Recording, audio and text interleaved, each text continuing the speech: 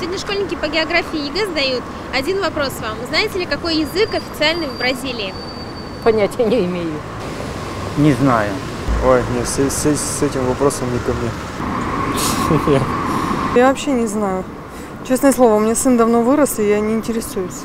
Ой, я так давно закончила школу, что даже не помню. Нет, не знаю. Никаких вариантов? Никаких. Что, не английский разве? Тогда не знаю. Бразильский? Наверное, испанский, нет? Ну, не знаю. Бразилия, аргентинский, наверное, или какой-то. Я думаю, французский.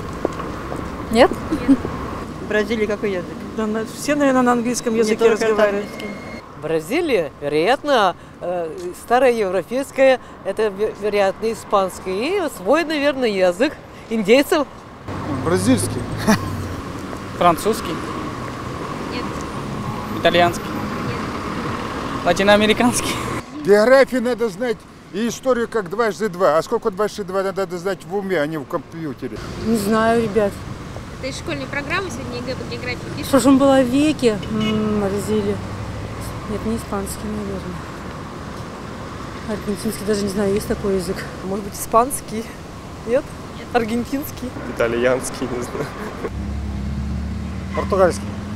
Португальский. Португальский, по-моему. Я знаю, что столица Бразилия. А язык?